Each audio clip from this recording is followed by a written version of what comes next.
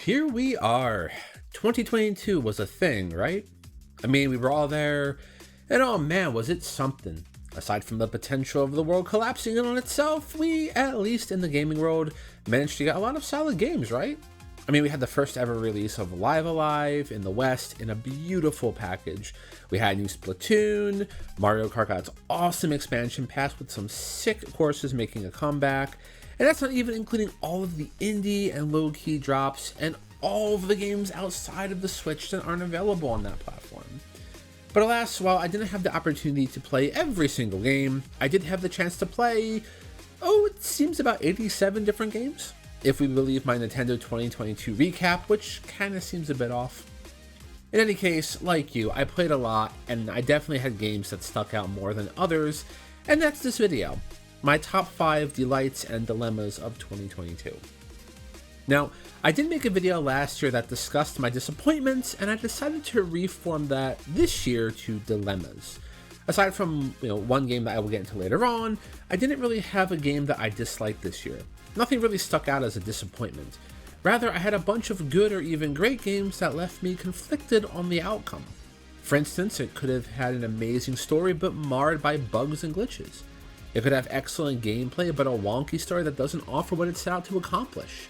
So I want to talk a bit about my experiences with these games, and I look forward to hearing your opinions as well. Now, just for a few quick minor points. First, this will be exclusive to 2022 releases. So despite Monarch dropping westward at the start of the year, I had already played the Kingdom Come on its Japanese release in 2021, hence why it was my favorite game of 2021. So special shout out to Monarch for being awesome, but it's not officially on this list. Second, as usual, I'm keeping the Switch releases only because this is effectively a Switch channel, and I'm honestly too poor for a PS4 or 5. Third, and I want to emphasize this extremely clearly, I do not hate any of the dilemma games. In fact, I like all of them, despite any opinions that I may have on them. So, if for some reason a game ends up on my dilemma list, don't go ham on me. Thanks. Finally, while this is mostly a strategy game channel, I do foray out into the JRPG, visual novel, and just other genre worlds in my free time. So, not all of these will be strategy games.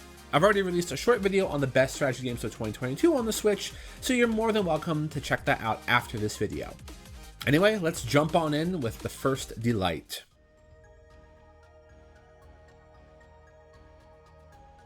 If you've kept up with the channel, then you shouldn't be too surprised that this actually made it. I've really enjoyed playing Front Mission First, and I will find more ways to talk about this game in the future.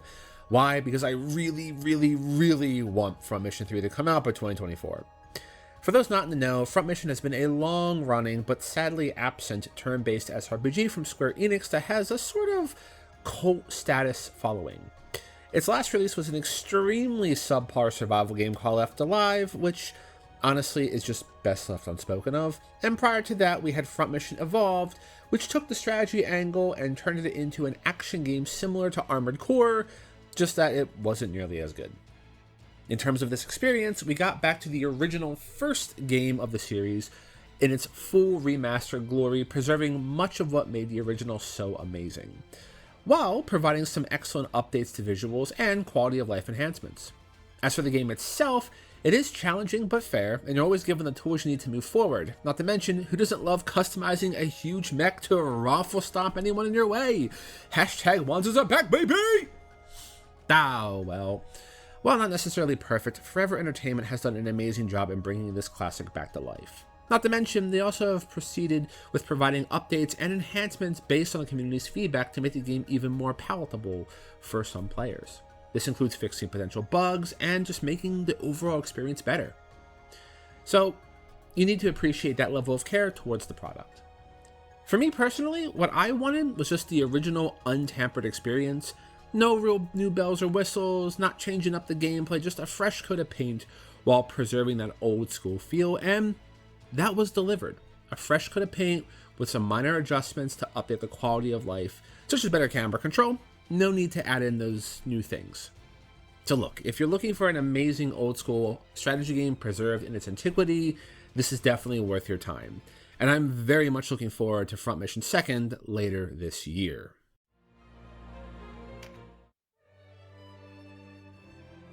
Okay, now, before you turn off the video, just listen. I don't hate Tactics Ogre Reborn. In fact, it's an amazing game that is an absolute classic for SRPG lovers. I mean, this is the precursor to Final Fantasy Tactics. You need to give this game the time of day. You have the classic original story preserved, you have quality of life updates from the PSP remake, you even have full voiceovers now, adding to that immersion to the world. That's also not to mention unit customization, amazing map designs, a banging OST, and so much more. So why did this become a dilemma for me? Well, I dropped a not so positive video on it and learned the importance of script writing before you criticize too hard. Actually, the dilemma I had was one of understanding games and the modern market. This is something that I know somebody will dispute in the comments below. However, I honestly feel that games have changed dramatically, even in the past 2 years or so. The overall approach from more accessibility to casual players, the dramatic rise of mobile gaming in the West, and the continued domination of mobile gaming in Japan, I think has begun to impact player expectations. I mean, I grew up on arcades and the SNES, so it was simple. Here's my money, give me the experience, and let me use my skill to proceed. This of course meant designing certain principles that would be built into games, such as lives as a means of padding out playtime, or in the case of the arcade, your quarters. With the advent of more casual gaming, however, through mobile devices and more accessible consoles, there's just, I feel, a heavy emphasis on things being made easier. And that's where my dilemma lies with Tactics Ogre Reborn. By removing key parts of the original gameplay, and then adding in new features that arguably changed the style of play dramatically, can we still consider it a remaster? I mean, can it still be the same game in a sort of ship of thesis moment? I guess a good question would be, if Final Fantasy Tactics gets a remaster or a remake, if these same adjustments were made, how would the community respond? Well, there's no use in trying to provoke people here, and that's not really what I'm trying to do. Tactics Ogre Reborn is indeed one of the best strategy experiences you can get on the Switch, and its success will definitely pave the way for future IPs to get new life.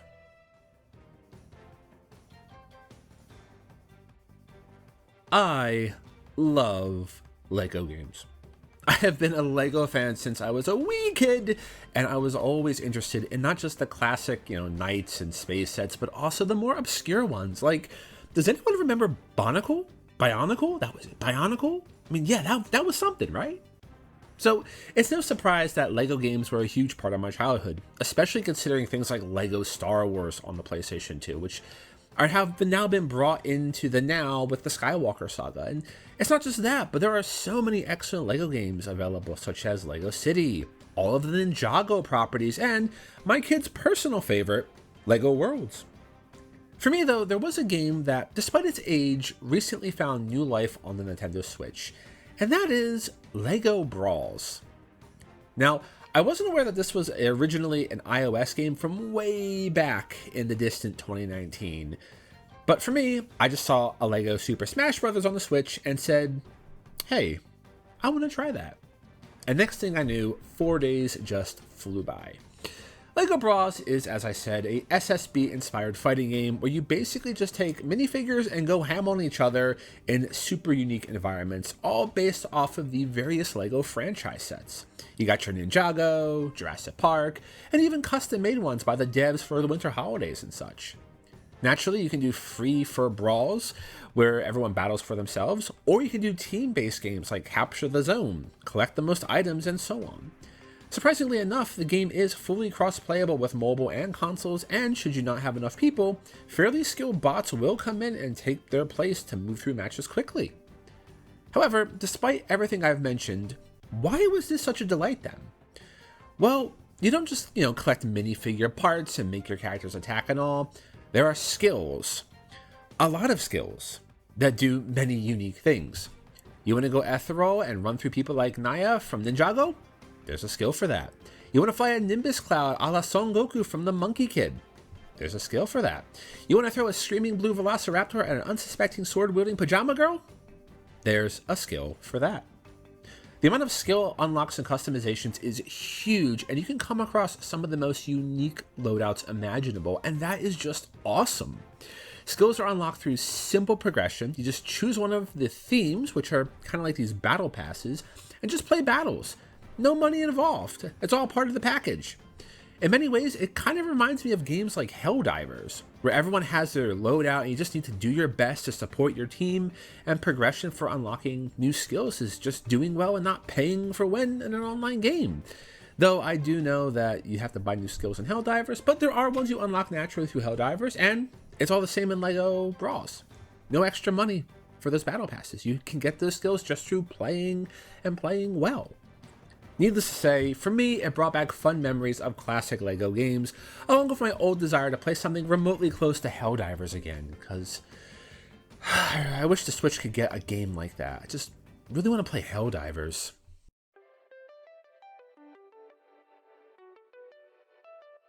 On the topic of online games and classic experiences, does anyone remember playing old school Blizzard games? You know, I'm talking like item duping from Diablo 1, LAN parties for Warcraft 2 Tides of Darkness, or, especially for me in my case, the legitimate and literal months of my life I played on StarCraft. What happened? I remember playing loads of Warcraft 3 back in the mid-late 2000s, and then jumping on WoW for way longer than I care to admit, and then just sadly missing a lot of releases in between because I didn't have a PC able to run any of it. Hence why I was so stoked when Overwatch hit the Switch back in 2019, because also around that time, Diablo 3 made the port to the Switch as well, and I was just so happy. I get to catch up with some of my favorite franchises, get into some new ones too, and then Overwatch 2 was a thing. And look, I'm not going to beat a dead horse at this point. There are hundreds, if not thousands of videos explaining why Overwatch 2 is a bad game. And I don't fully agree, but I don't fully disagree. I mean, the gameplay itself isn't all that bad, and in fact, it's pretty much the same. It is the same. I mean, even though that the lack of a second tank has made my life as a support main heck on earth, I still appreciate the differences where applicable. However, the cash shop, the ridiculous cost of skins, and the overall lack of contact just make me bleh. I mean, I was fairly into the first season. I was doing my best to max out my battle pass. I really wanted Kiriko and get as many unlocks as I could. Then with season 2, it was like, hey, there's not a whole lot for supports here, and it kind of made me wish for loot boxes again, and at least then I'd be able to get, currency to buy what I wanted to if I got repeats, and that's when kind of the dilemma began. I mean, online gaming has changed so much since I was young. Paying $30 for a skin for an FPS or a mobile game is just unreal to me now. Then the inclusion of microtransactions in just about every online game, even some single-player games, it just makes me wonder. Yeah, I know that game companies are companies, and I fully understand the concept of profit and losses with digital consumer products. I think what gets me the most, though, is seeing how much the tech companies of the 90s and their philosophies just proliferated and dominate every industry now. I mean, this is more than likely worthy of its own video, but if you've ever taken a course on project management, or if you've worked in an agile project management environment, then you're likely familiar with things like minimum viable product and product roadmaps, all which have their roots in tech company philosophy about delivering a product and then releasing updated iterations over time. The value of speed over all else. And I think that when you introduce a system like that over many, many more iterations, it creates the environment we see now. I mean, these days, it's okay to spend $30 for a skin, right? We can just stick around and wait for this incomplete game to get patched up, and everyone's okay with that. And it kind of makes me just want to go back and just be able to buy that dang horse armor from Oblivion and not have to worry about anything else. But instead, we're just hanging on until we get the next patch for a game that we invested a part of our lives and grew up with.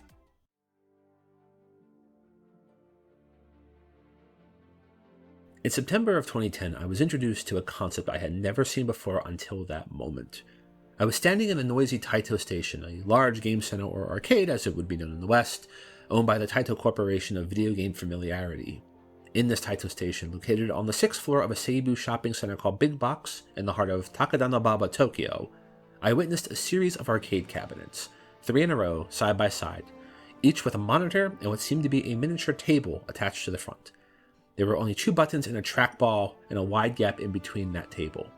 To the side, for 1,000 yen, was a slim but sparkling vending machine that distributed an RFID card and a small deck box containing something called a starter pack.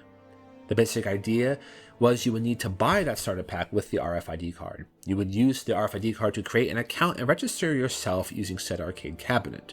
Once registered, you would take your starting deck out of the box and place the cards on that table between the trackball and 2 buttons. You would need to use the trackball to move a character on screen through the monitor, and you would need to physically move the cards on the table as a sensor located underneath, hidden out of view, picked up the locations of the card and the card's position on the table to give commands to a corresponding 3D visual representation of those cards on the monitor, the ultimate goal of which was to win a few battles against a computer or another player. Watching player battles almost seemed like a concert. Battles would have players moving their hands in rhythmic fashion as if they were playing a musical instrument. One hand would strum the trackball, keeping the main player and his party moving on screen. The second would constantly be moving and tapping cards, making sure that the visual representations continued to land their skill shots. Then, as if hitting a crescendo, bam, bam, bam! You see a player hit those buttons, activating special limit break attacks and defenses to stay within the fight. Moving to a waltz in almost perfect harmony, with one misstep a battle would end. These arcade cabinets were Lord of Vermilion, and that night I spent about 5,000 yen trying to reach that level of harmony. Now, how does this play into my third delight? Well, to my surprise, in early 2020, I found the announcement of the Diofield Chronicle to be one of the better mornings I had at that time. Immediately after watching the gameplay trailer, the only words I could muster were, "It's Lord of Vermilion." And sure enough, it was, just with a new coat of paint. Now, I've already mentioned Diofield a few times already. I made a first thoughts video and I ranked it as one of the best strategy games of 2022, at least on the Nintendo Switch. So it's no surprise to see it here, at least for me. Lord of Vermilion was a unique experience that I really wish more people had the chance to enjoy, aside from that little PSP game that came westward way back. The Diofield Chronicle is Lord of Vermilion in all the ways except for buying those cards, and to bring back those memories and feelings from 2010, for me, was just an absolute delight this year.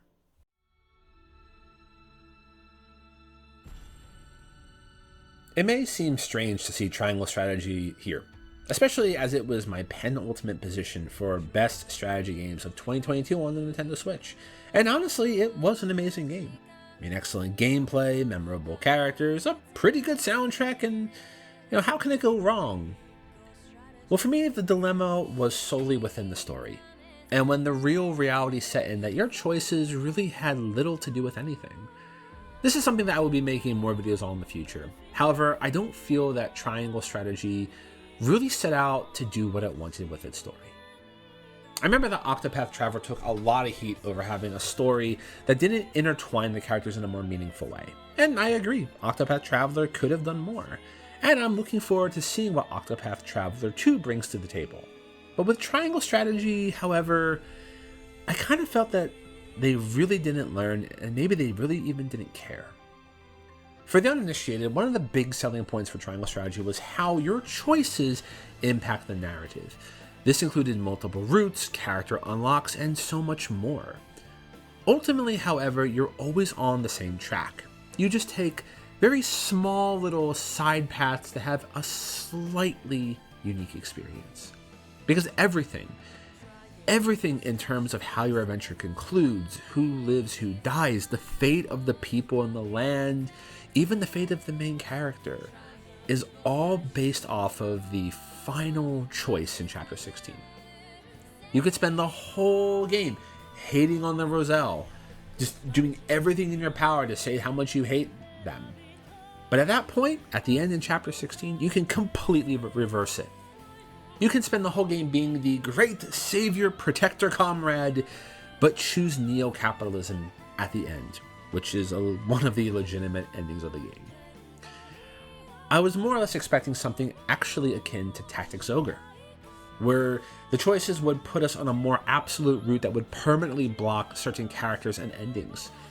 However, within Triangle Strategy, you can farm various conviction points very thoroughly through how you battle, whether you use items or not, who you bring in, who you take out, how fast you take care of these things.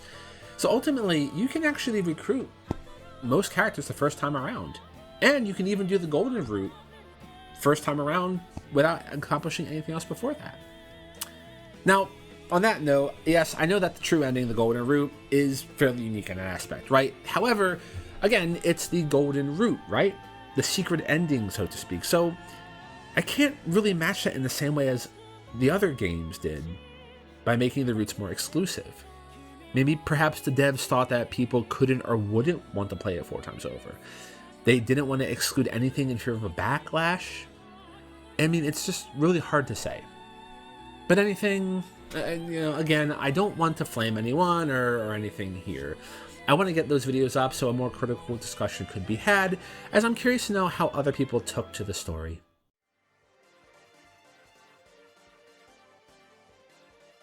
Every so often, you come across a narrative work that is presented in such a way that it is nothing less than flawless. A narrative that, upon its completion, you take a moment to just sit back and feel it.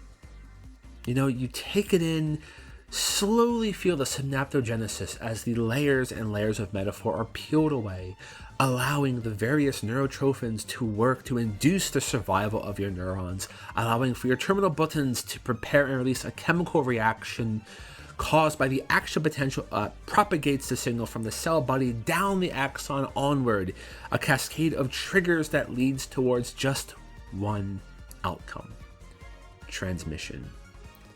And 13 Sentinels Aegis Rim certainly transmits. To say any more would be a disservice to the game. A large part of 13 Sentinels is the experience that you have as a player, understanding the wider world and navigating how the narrative and the events all play out. And upon the completion of the story, there is a moment, something almost indescribable, that I know you will feel, and it is well worth it. Now, I know that this came out in 2019, but 2022 was the first time I could play it, and it was just released for the first time on the Switch in 2022. This for me was my personal favorite strategy game of 2022, and if you want more information on the game itself, you can check out my TAC guide on it. Otherwise, maybe look forward to more in-depth videos on the lore and symbolism.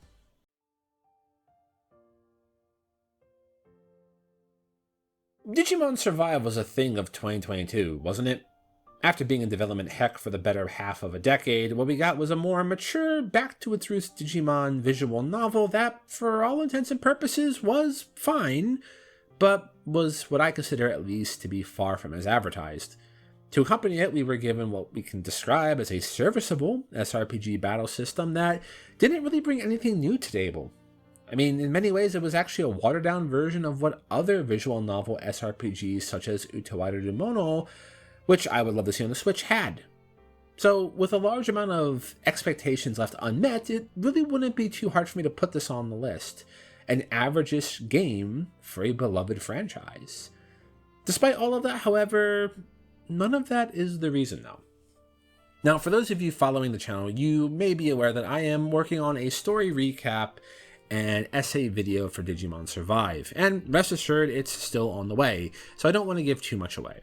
However, much of the delay is coming from my consistent review and conclusion that Digimon, in its attempt to convey a meaningful story to address current societal issues in Japan, perhaps indirectly exemplifies the dangerous perception of mental health in Japan. I know, a catchy title, right? I've gone through the game 5 whole times. I've recorded the entirety of the game, all routes, all endings, and I've watched those scenes time and time again. And I keep coming to the same conclusion that Digimon Survive wants to address mental health in an archaic and dangerous way for children, relying on things with gamen culture, traditionalist beliefs, and outdated mental health practices as a solution for common coming-of-age problems. So needless to say, it did spark a lot of internal dialogues on the subject matter, and if you're looking forward to hearing more about that, stay tuned to the channel. It is coming soon.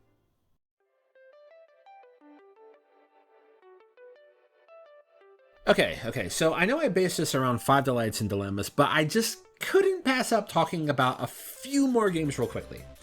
First,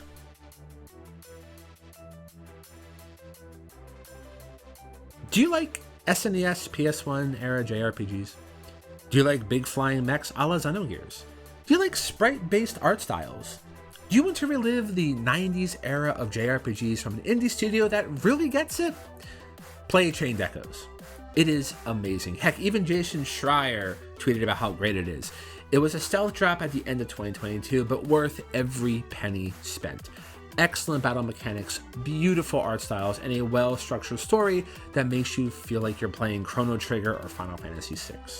Play this game.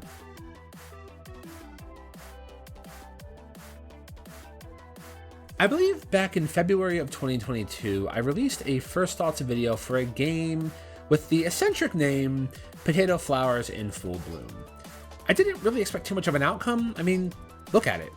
Lowish res polygons, old school DOS era graphics, and a weird overall vibe. I mean, what could come from this?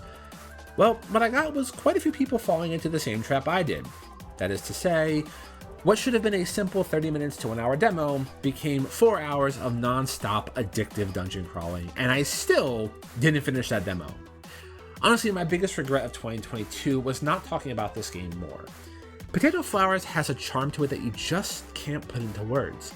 It combines a lighthearted narrative facade with some of the most challenging and high-tension dungeon crawling I have ever played. Furthermore, aside from Demon's Gaze, I usually just avoid dungeon crawlers. I really don't like the genre. But this one is just, it's just nice. It's charming, addictive, and imagine that if the demo can hold you for 4 or 5 hours, what the full game could possibly do for you. Plus, it's dirt cheap. I mean, well worth the $17 or regional equivalent. Check it out. It's definitely the underrated and unknown gem of 2022.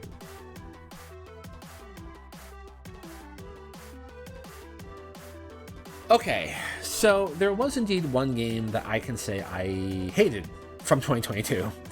I was watching it for a while before it came out, and not only did it fail to meet all of my expectations, but it was so underwhelming that I couldn't just leave it alone. Like, I had to come back and talk about it now. Heck, I even made a tech video for it, but after that video, I completely walked away from this game.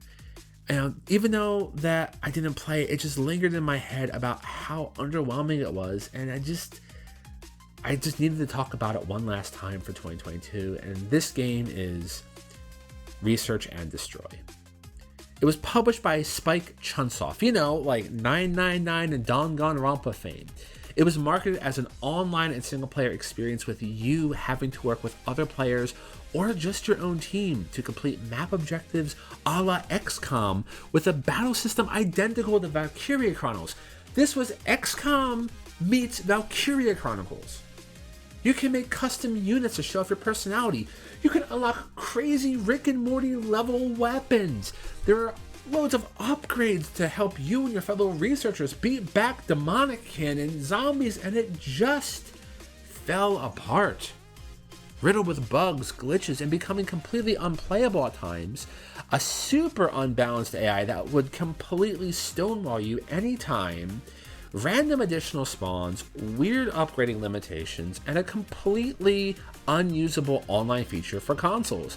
Yes, the online multiplayer XCOM copy can only be played online with other people on your friends list with no open random parties. Heck, even Divinity 2 lets people hop into random games on the Switch port.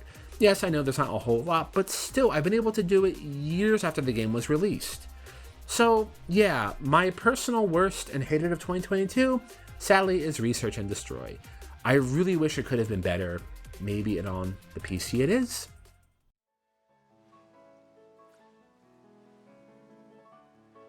I remember getting the original Pokemon sometime around 1st or 2nd grade.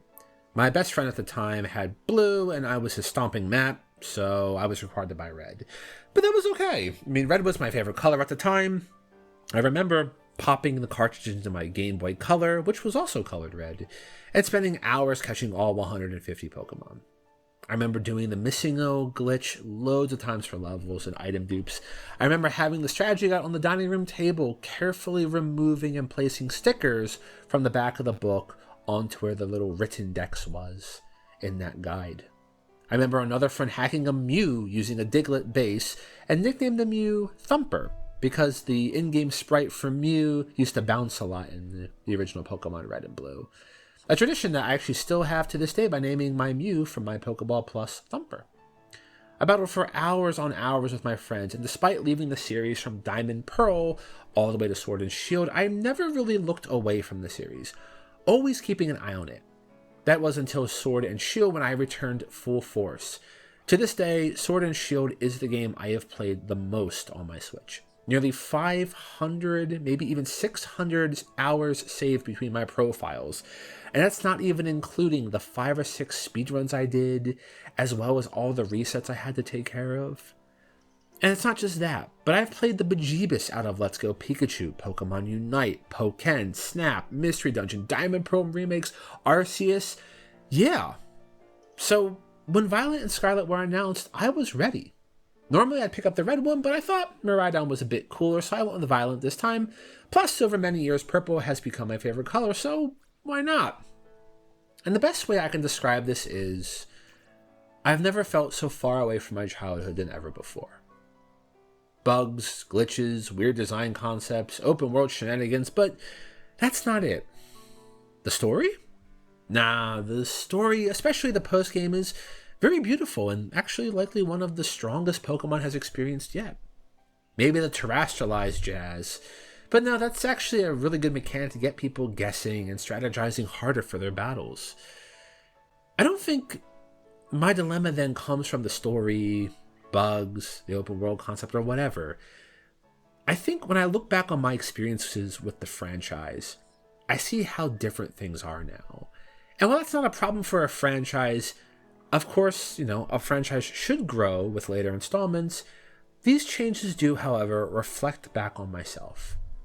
I mean, how have I changed as a person? Are these changes what I wanted? How has my life changed since back in those Halcyon days? And do we even have the time to play something like this anymore? More so, what can or should I feel about this? Is it the right way? Pokemon Violet in many ways feels like a graduation from my youth. Especially more so as the anime has finally retired Ash, right? And all aspects that were familiar to us growing up with the franchise are now slowly fading away, and what we are left with is Pokemon. However, it's not our Pokemon, perhaps. And I think that's why I'm not actively playing it like I originally wanted to. It's not the modern design issues, it's not the open world. It's just that, as a working dad in his 30s, can I play this? And I think that might be something, at least in Japan, with the advertisement, is something they're addressing. See, many of the Pokemon Violet ads in Japan are actually centered around having a father playing Pokemon with their son, with usually the child taking the lead as the new sort of Pokemon master, or the Pokemon trainer. Which is a stark contrast to Sword and Shield, who actually tried to market towards couples. Yes, there were some very interesting kind of dinner table Pokemon battles going on between married couples before they had kids. I mean, anyway, I do like Pokemon, and I still will likely always will. Heck, I play the card game with my kids a lot. But I think with Violet, there's a lingering will that is a constant reminder that this game just isn't for you anymore. And I don't know if it's okay to feel that.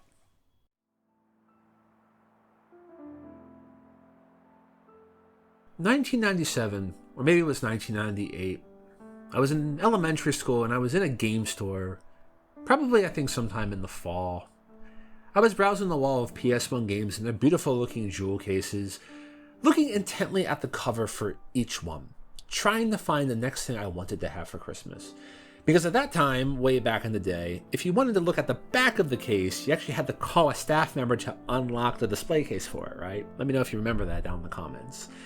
And that was pretty big hassle. You had to wait for the guy to come, get the keys and all that happy stuff. And, it was best spent trying to find one or two that looked really good from the outside, so you didn't waste anyone's time, because there were probably other kids and other adults wanting to get into that case with you.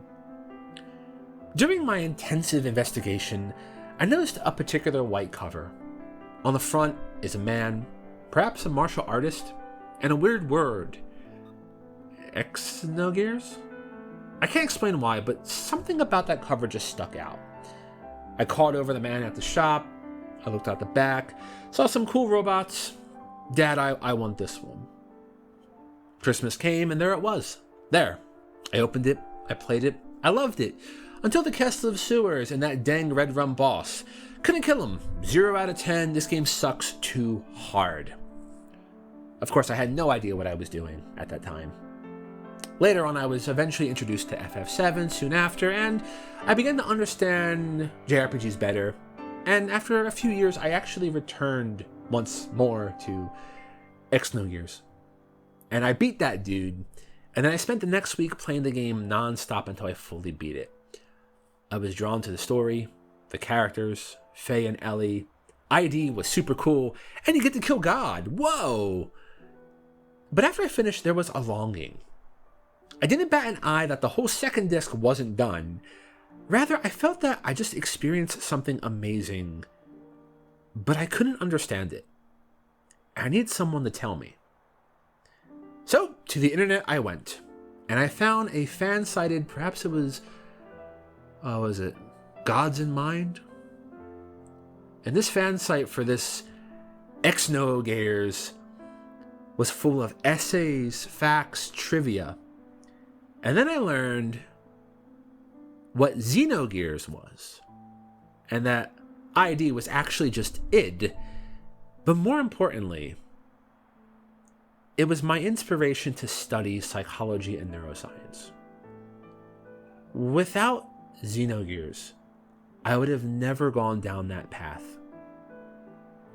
Needless to say, the Xeno series has always stayed by my side, whether it was Gears as an elementary and middle schooler, Saga during high school, or Blade as an adult. These games have actively shaped who I am. They're rich Gnostic themes that just lead me deeper down rabbit holes to better understand the messages and the meanings and what they want to convey, guiding me when needed and allowing me to gain new insights. Also giving me a reason to buy a Switch. Thanks, Xenoblade 2. And this year, just in time, we were given the emotional roller coaster that is Xenoblade Chronicles 3. I'll be honest, I cried no less than 5 times during this game. Heck, I did chapter 6 and 7 on the train to work, so if you were riding Tokyo Metro and you saw a grown man crying while playing his Switch, shout out to you. I know I got some looks that day. Xenoblade 3 is not a game. It's therapy. A story that explores loss, how to cope with it, and how to move past it, all while providing you the most emotionally driven narrative with lovable characters that you just want to try and hate at times, but you can't, because they just reflect you.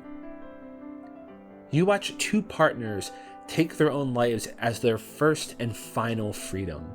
You see the impact of losing your home, your place in society, your family, your friends.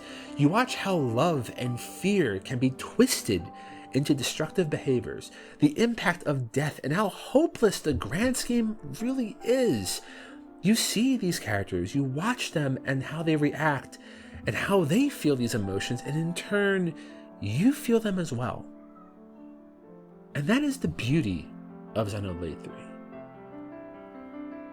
No matter who you are, where you are, or how you are, Xenoblade 3 wants you to know the golden rule.